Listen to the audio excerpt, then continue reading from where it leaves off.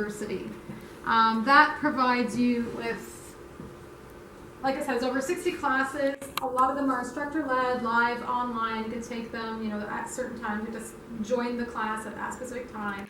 There's other people in the class who participate with the instructor. You can ask questions, perform the labs. If you don't want to, view it as a live online course, you can watch it after the fact as a video. However, if you want to get your certification, which is also part of your Xamarin University subscription, you're allowed to take a Xamarin certification exam.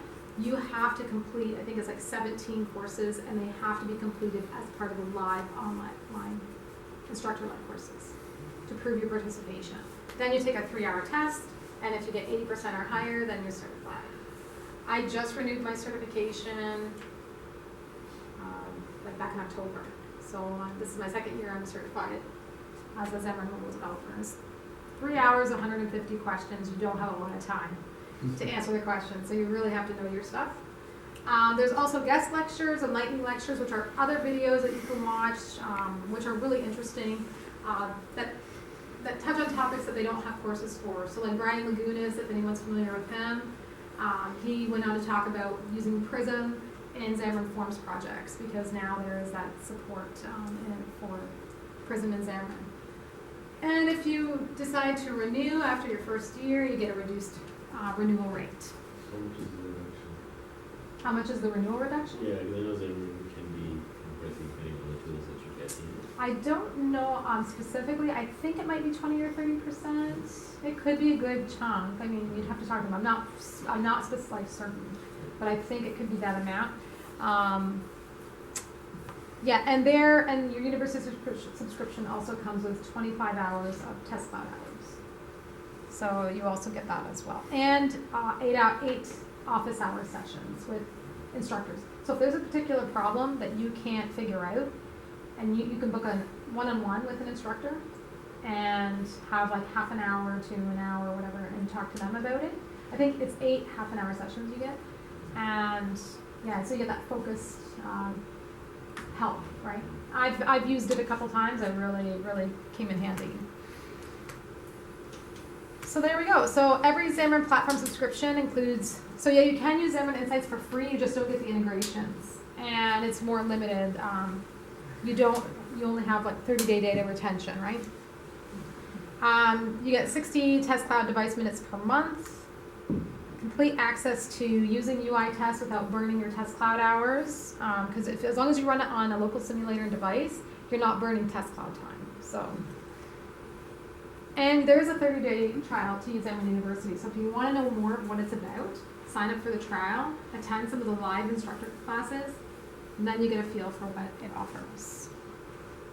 Okay. Don't forget about Evolve. I'll be there. Hope to see some of you guys there. It'll be fun. It's in Orlando. And with that, are there any questions? I've heard talk of monogame. Does Xamarin support that, or is there support for like gaming frameworks? There is, and I think it's called Coco Sharp. I think there's something called Coco Sharp. That name seems familiar to me, and for iOS. But I'll have to look it up and definitely get back to you on that. But there is like a gaming framework where you can develop like cool games. I went to a session that one of the Xamarin evangelists gave a couple years back at a conference in Wisconsin, and it was on developing a game in Xamarin using the Coco Sharp. I believe it was Coco Sharp. I'll have to look that up. Any other questions? So is the licensing model, you license a developer edition, right? It's a monthly subscription for development. So there's a starter edition which allows you to play around with it, but your app size, you can only compile like a very small app. You can't include third-party libraries. Then there's the indie license, which is $25 a month per platform, and you pay that monthly. So if you want to target both platforms, it would be $50 a month. And with that, you can use Xamarin Studio, develop apps of any size, any libraries that you want to use in it. You just don't get the Visual Studio integration. Right. So then if you want the Visual Studio integration, then you have to go to the business license. And then that's a yearly subscription cost. Right, so the subscription is for application development, not for, like once it's out there. Yeah, okay. exactly. It's just for the for application development. Yeah.